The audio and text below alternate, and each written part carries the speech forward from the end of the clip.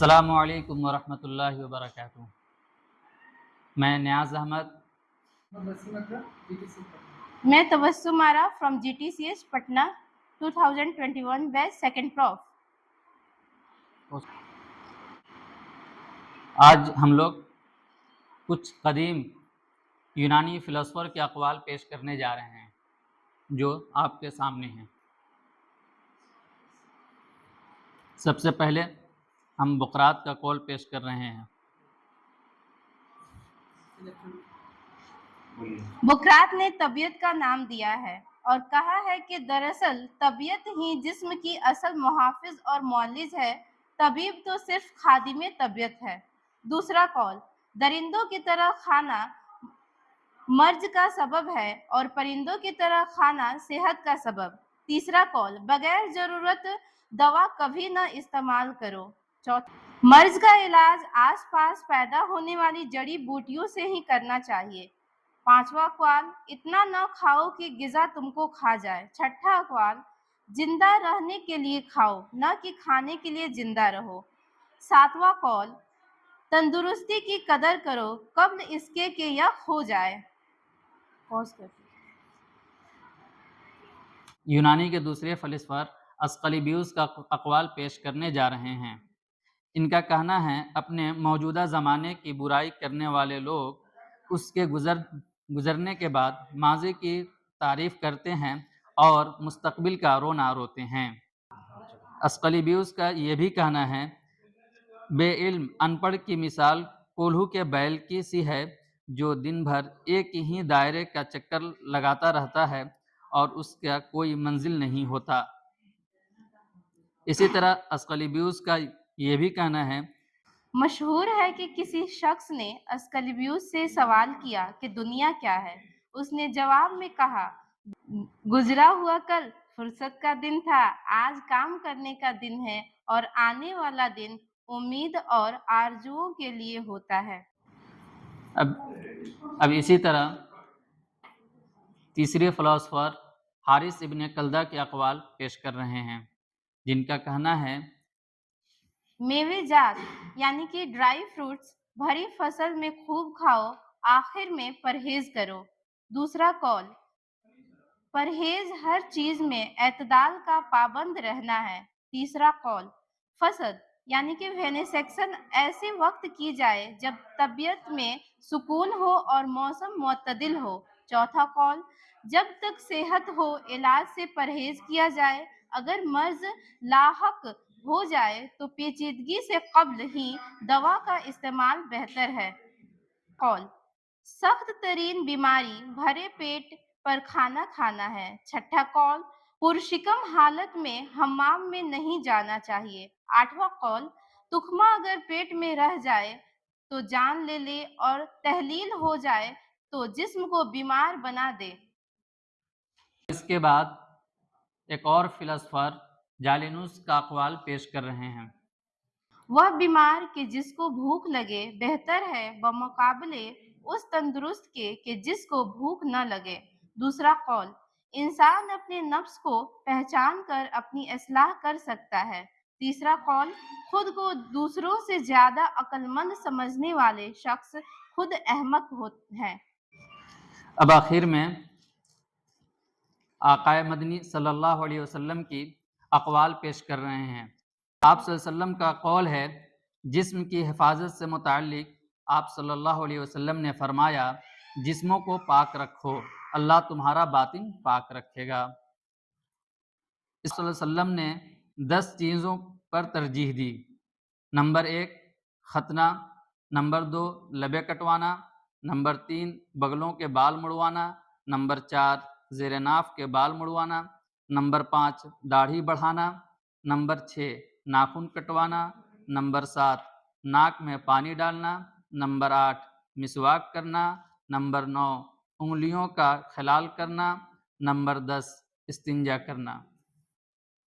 اسی طرح آپ صلی اللہ علیہ وسلم نے یہ بھی فرمایا، اپنا منہ صاف رکھا کرو، پانی یا کسی مشروب کو پیتے وقت سانس کو برتن کے اندر نہ چھوڑو، پینے کے دوران 3 مرتبہ برتن سے منہ ہٹا کر سانس لیں۔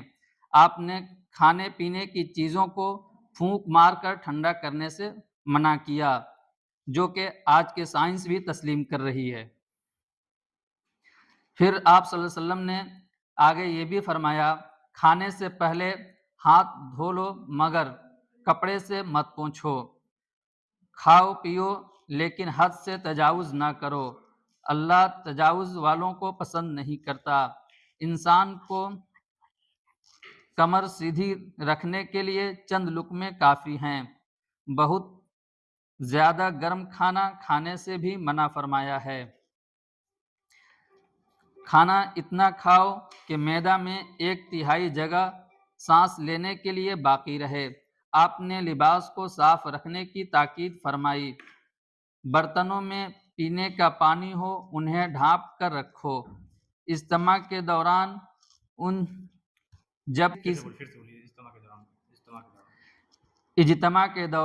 جب تم میں سے کسی کو جمائی آئے تو منہ پر ہاتھ رکھ لیا کرو۔ اپنے گھروں کو صاف رکھو اور یہودیوں سے نہ ہو جاؤ۔ اپنے راستوں کی چوڑائی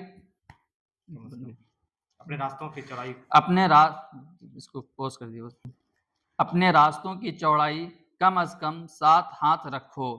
3 جگہ بول و براز نہ کرو، پانی کے گھاٹ پر، سائے میں اور گزرگاہوں پر۔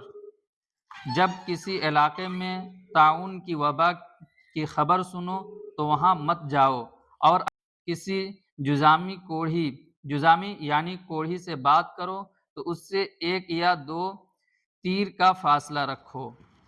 ہر مرض کے لیے دوا ہے اور دوا میں شفا ہے۔ جسمانی صحت کے علاوہ نبی اکرم صلی اللہ علیہ وسلم نے ارشادات ہے، نفسانی اور سماجی صحت کا بخوبی احاطہ کرتے ہیں۔ آپ صلی اللہ علیہ وسلم نے یہ بھی فرمایا، جب کوئی شخص کسی مریض کی عیادت کے لیے